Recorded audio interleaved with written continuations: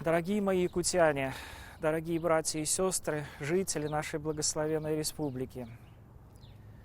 В нынешнее весеннее время, предпасхальное, весь мир и страну, и республику нашу постигла беда.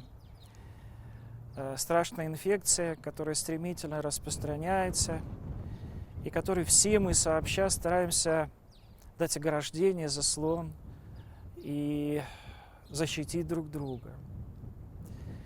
В эти дни самым действенным средством остановки распространения этой эпидемии является самоизоляция. Этот призыв вы слышите от светских властей. Этот призыв оставаться и молиться дома был от святейшего патриарха Кирилла.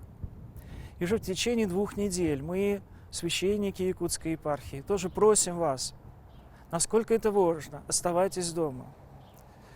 Потому как через самоизоляцию вы спасете ближних своих и самих себя.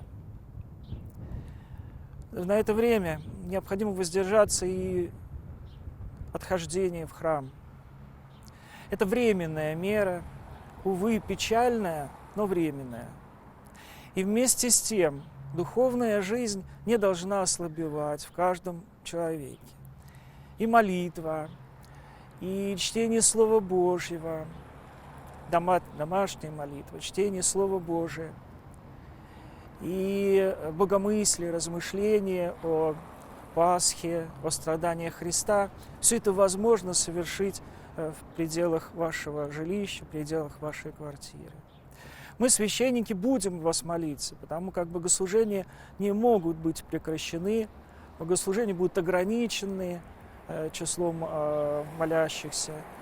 Пожалуйста, не печальтесь, не огорчайтесь, но воспримите это как необходимое средство. Я всем вам желаю обильной помощи Божией.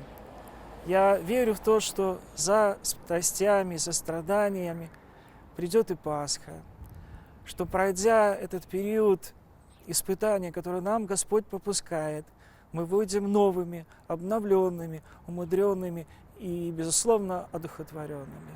С наступающей Пасхой, дорогие мои якутяне!